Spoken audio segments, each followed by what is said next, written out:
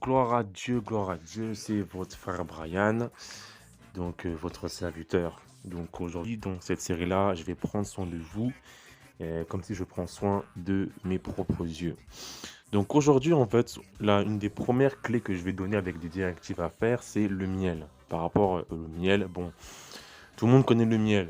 Depuis qu'on est petit, le miel est la science.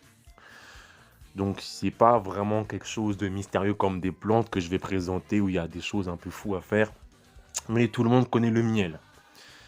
Donc, je vais présenter les directives, qu'est-ce qu'il y a à faire, qu'est-ce que ça fait au niveau du corps, de l'esprit, au niveau de l'esprit et de l'âme. C'est parti, je prie. Seigneur, tu es grand, tu es bon, tu es merveilleux. Je te remercie pour ta grâce, je te remercie pour la paix, merci pour ta bonté. Seigneur, dirige ma bouche et ouvre les yeux et les oreilles de ton peuple, Seigneur. Je prends contrôle, Seigneur. Prends contrôle, Papa Père, au nom de Jésus-Christ. J'ai prié. Amen. Bon, on va pas faire une récap du miel de ce que ça vient. On sait que ce sont les abeilles. Voilà, les abeilles euh, qui, qui s'occupent de buter les plantes et de faire le miel. Voilà. Donc c'est Dieu en fait qui a créé les abeilles comme chaque insecte et c'est Dieu lui-même qui a donné des règles que chaque abeille doit respecter. Donc lorsque dans la nature, il faut apprendre à respecter tous les éléments, c'est-à-dire à savoir les plantes, mais aussi les insectes, les animaux, les fleurs, les oiseaux. Oui, il faut tout respecter. Il faut savoir en fait que la nature, elle a des règles et des principes vraiment enfin pas contraires, mais d'une manière différente par rapport à nous les humains en fait, que nous avons. Mhm. Si t'es un humain, t'es un homme, tu craches par terre, tu craches sur une fleur, tu peux être maudit en fait. Oui, oui, oui, tu peux être maudit. Tu peux être maudit. Ce qui fait que plus tard, ce que je dis, c'est vrai. Tu peux être maudit et plus tard, en fait, tu peux pas en fait bénéficier en fait des ressources de la terre. Je t'assure, c'est comme ça. La terre marche comme ça. La terre vit, la terre, elle a un environnement. Et lorsqu'il y a beaucoup de péchés sur terre, en fait, la terre, elle va crier à Dieu pour que Dieu demande justice. Lorsqu'il y a beaucoup de péchés, ce qui veut dire qu'il y a beaucoup de meurtres, de fornication, de péchés comme en France ou comme dans d'autres nations, la terre, elle a le droit et elle va crier à Dieu pour que Dieu demande justice. Lorsque on lit le livre de Lévitique, on voit que Dieu a dit que si Israël fait n'importe quoi, Dieu a dit que la terre va vous vomir.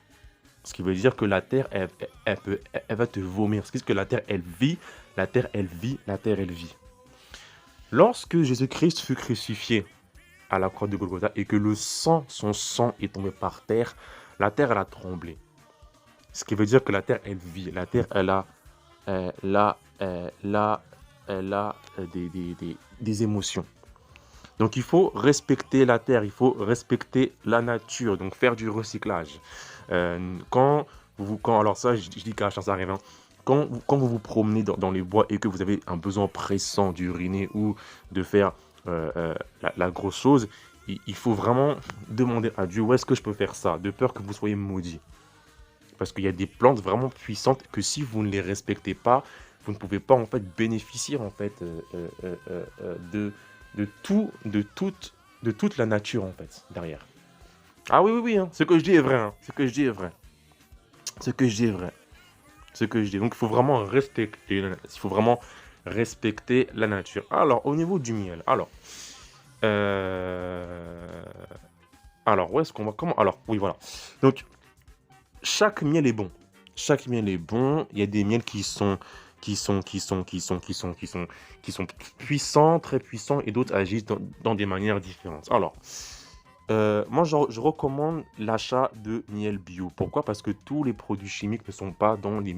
Parce que tous les produits chimiques n'ont pas été injectés comme dans les miels qu'on voit comme ça. Le miel bio, ce sont les meilleurs miels. Certes, ça coûte cher, mais ce sont des bons miels. Alors, une directive à faire lorsque vous recevez votre miel. Lorsque vous ouvrez le miel, vous le sanctifiez d'abord avec le sang de Jésus-Christ et on va demander à un ange en fait de venir pour que il active quelque chose dans le miel. Alors, donc son nom c'est Asvia, A-Z-V-I-A. Donc lorsque vous ouvrez le miel, vous dites Holy Asvia ou Sainte Asvia au nom de Jésus-Christ. D'accord? Voilà. Et quand c'est comme ça, Après avoir dit ça, vous prenez le verset dans la parole de Dieu, Deutéronome 28, 13. Alors, si je ne me trompe pas, c'est le verset qui dit que l'Éternel fera de toi la tête et non la queue. Vous prenez ce verset-là. Où est-ce qu'il y avait là? Voilà. Alors,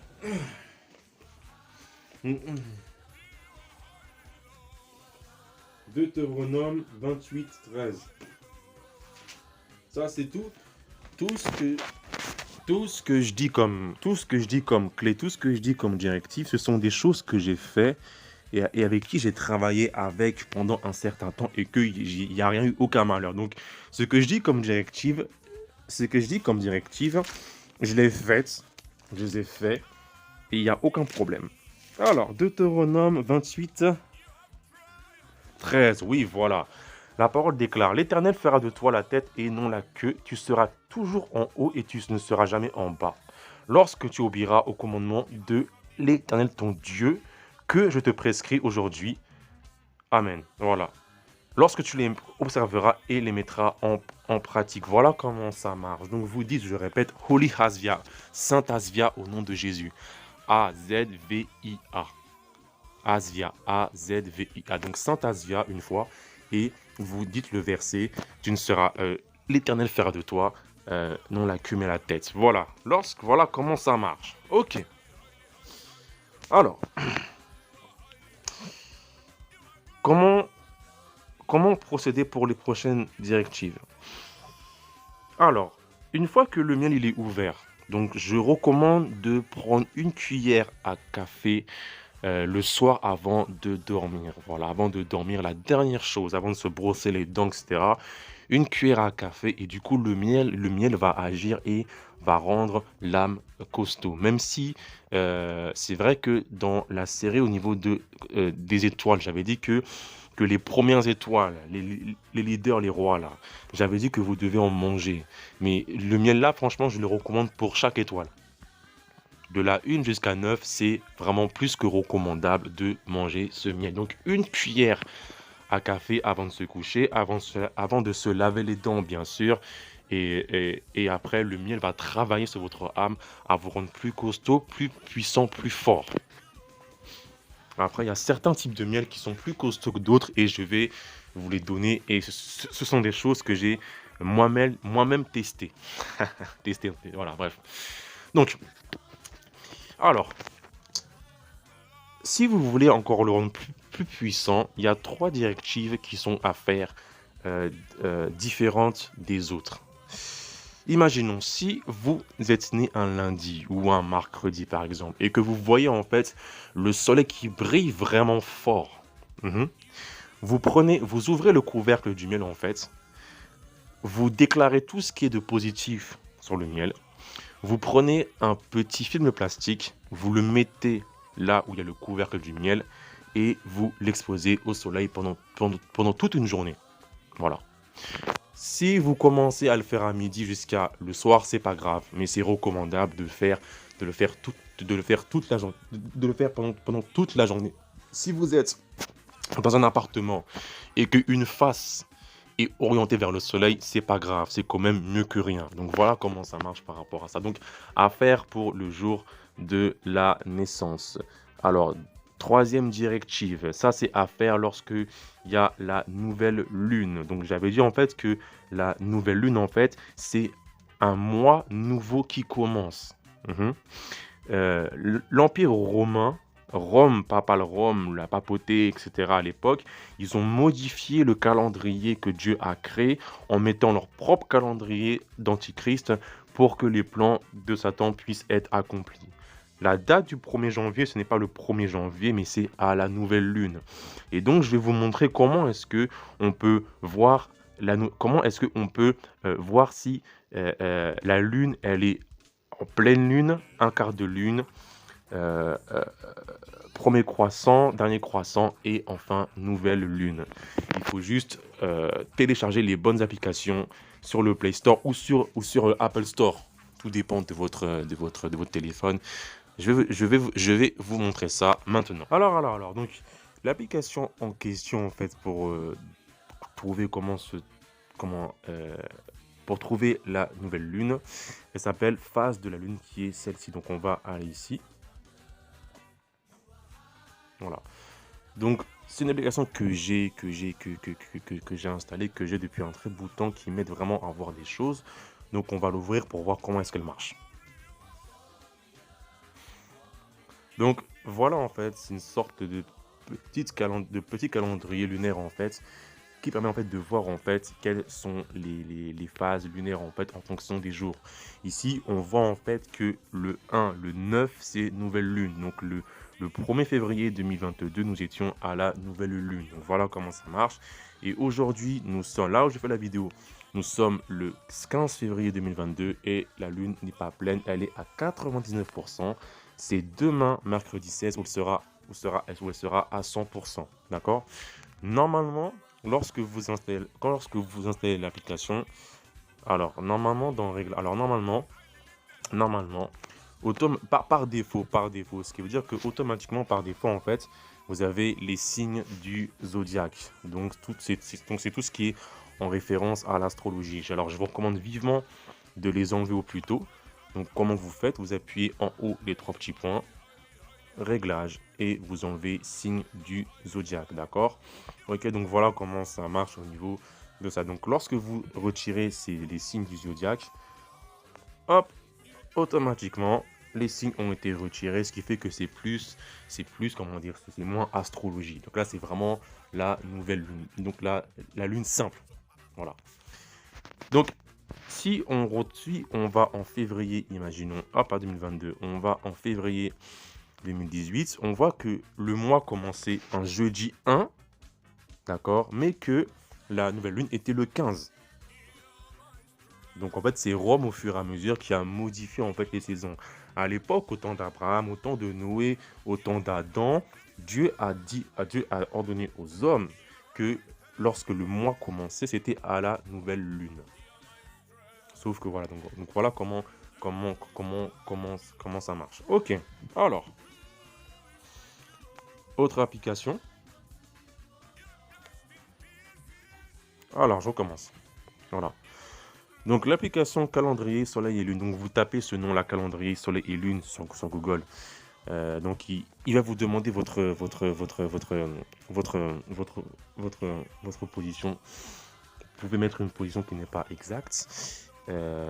Donc nous, ce qu'on veut savoir, c'est à quel moment est-ce que le soleil et la lune se lèvent lorsque elle est en nouvelle lune. Parce qu'en fait, j'avais dit qu'en fait que lorsque la lune est nouvelle, la lune est juste en dessous du soleil. Par contre, lorsque la lune est pleine, la lune elle est en face du soleil. Donc on va voir ça maintenant. Si on va dans phase de la lune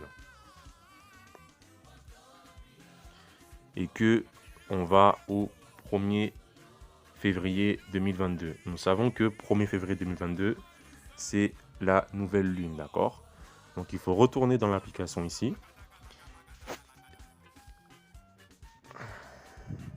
Ah, pardon, hop là. Au niveau de la date, on sélectionne mardi 1er février 2022, on fait OK. Et du coup, on voit que le soleil se lève à 8h20 et que la lune ici, là, elle se lève à 9h02. Donc la lune a un décalage de 1 heure au soleil. On voit qu'à 13h03, le soleil est au plus haut dans le ciel et on voit qu'à 13h24, la lune est au plus haut dans le ciel. Donc ce qui veut dire que à cette même heure, en fait, 13h à 14h, la lune et le soleil seront très proches, d'accord? Si nous revenons au jour de la pleine lune, donc le 16, hop là, nous voyons que la lune se lèvera vers les environs de 18h. C'est pour ça que la nuit, on la voit se lever et qu'elle est brillante et qu'à minuit 37, elle sera au plus haut dans le ciel. Et là, ça sera la pleine lune. Donc voilà comment ça marche. Deux applications vraiment simples où on peut voir comment ça marche au niveau de la pleine lune et de la nouvelle lune. Donc, ce qui veut dire que le miel, vous pouvez le mettre en plein jour à la nouvelle lune parce que c'est pas à faire en même temps, c'est à part où vous pouvez le mettre lorsqu'il y a la pleine lune. Toute la puissance de la lune toute la puissance de la lune qui est éclairée par le soleil va rentrer dans le miel naturellement. Et vous pouvez déclarer quelque chose de bien dans votre vie. Voilà. Moi, je recommande vraiment déclarer quelque chose de romantique pour votre mariage. Oui, oui, oui, oui, oui. Voilà. Ok?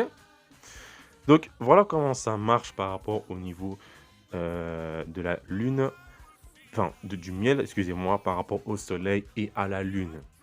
Voilà. N'hésitez pas à mettre des commentaires. Si vous avez des questions, que c'était un peu trop compliqué, n'hésitez pas à le faire remarquer dans les commentaires. Alors, autre chose, donc si vous, après avoir exposé ou non, donc c'est pas obligatoire, votre miel à la lune ou au soleil, je vous recommande aussi de prendre une douche avec. Ce qui veut dire que, en fait, votre shampoing naturel, enfin votre shampoing que vous achetez, vous le mélangez avec un peu de ce miel que vous avez mis en fait, exposé à la lumière du jour lors de votre jour de naissance ou durant la nouvelle lune ou durant la pleine lune pour vous doucher avec. Ça va faire vraiment, vraiment, vraiment beaucoup de bien à votre âme, d'accord? Oui. Hmm. Deuxième chose dans la douche, après vous avoir douché, après s'être douché, vous prenez un seau d'eau tiède ou d'eau un peu chaude, tiède, agréable pour le corps. Vous prenez une cuillère à miel, vous mélangez le miel dans cette eau, vous mélangez bien comme il faut. Et après s'être douché, vous rincez avec cette eau qui contient le miel et vous vous essuyez et puis c'est bon. Ça fera aussi du bien à votre âme. Voilà. Donc ce sont des choses que j'ai faites. C'est très bien. Ça rend vraiment l'âme costaud. Ça rend vraiment l'âme. Il y a certaines personnes qui vont vraiment sentir les bienfaits, mais vraiment d'une manière différente. Si, hein. Ça, je l'ai fait. Ok. Alors, comme je l'ai dit au début de la vidéo, tous les miels sont bons. Mais il y a certains miels qui confèrent plus de puissance que j'ai essayé, qui coûtent pas cher, qui ne coûtent pas cher d'ailleurs que d'autres miels. Tous les miels de fleurs sont bons. Je recommande de prendre le miel de tournesol. Voilà. Ça, si vous prenez ce miel-là et que vous exposez ce miel-là à la lumière du soleil et que vous déclarez des choses positives sur votre vie, vous déclarez l'autorité de Jésus-Christ sur votre vie en vous accordant au verset dans Apocalypse chapitre 1. Oui, dans Apocalypse chapitre 1. Hop là, Apocalypse chapitre... Des fois, j'ai des... Apocalypse chapitre 1. Verset 16, il avait dans sa main droite 7 étoiles. De sa bouche sortait une épée aiguë à 2 tranchants. Et son visage était comme le soleil lorsqu'il brille dans sa force. Vous déclarez ce verset-là. Vous dites que vous avez l'autorité de Jésus. Vous dites que vous avez l'autorité de Jésus-Christ lui-même accordée à ce verset-là. Et vous déclarez sur ce miel de tournesol. Pourquoi? Parce que le tournesol, c'est une fleur qui suit le soleil en fait. Donc, il y a un effet double derrière. Donc, ça, c'est à faire. Un miel très puissant, c'est le miel de sapin. Miel de sapin. Un miel de sapin, c'est un miel, ça coûte pas cher. Hein. Ça coûte 15 € je crois. 15 € sur Amazon ou sur des sites. Un miel de sapin. Donc, les miels de sapin sont vraiment assez puissants. Moi, lorsque j'ai acheté un miel de sapin, j'ai acheté un miel de sapin des Vosges. Donc les Vosges, c'est une région en France, vers l'est de la France, vers le Jura. Moi, quand j'ai goûté ce miel-là, j'ai l'impression que mon âme était genre fortifiée un peu plus, genre comme si que mon âme était en train de se construire en fait. Quand j'ai senti, j'ai mis la cuillère de miel, j'ai mis la cuillère de miel dans ma bouche, j'avais vraiment l'impression que waouh, ça fait du bien, mais que mon âme était genre comme construite. C'est ouf, non? C'est extraordinaire. Voilà. Ça c'est vraiment le top du top. Top du top. Top du top, c'est le top du top. C'est le miel de chêne. Alors ça, celui-là, franchement, la vérité, quand j'ai pris ce miel-là, bon sang, j'avais l'impression que j'allais exploser. Ça, c'était quand? C'était vers novembre 2019, ouais. J'avais acheté un miel de chêne comme ça pour essayer, hein, parce que j'ai appris que le chêne, à l'époque, comme dans la série du mariage, j'avais dit que le chêne, en fait, c'est un arbre qui était très puissant dans le monde occulte et dans les temps anciens. Mhm. Donc, j'ai acheté un miel de chêne comme ça qui coûte 13 euros sur... pas cher, hein, 13 euros. 13 euros. Et du coup, lorsque j'ai pris la première cuillère de ce miel-là,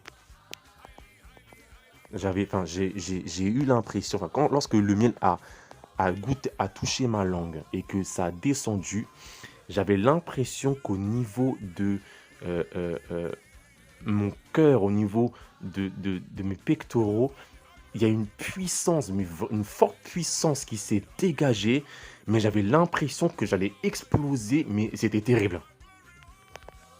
Et j'ai goûté beaucoup de miel dans ma vie. Il n'y a que ce miel-là qui m'a fait ça.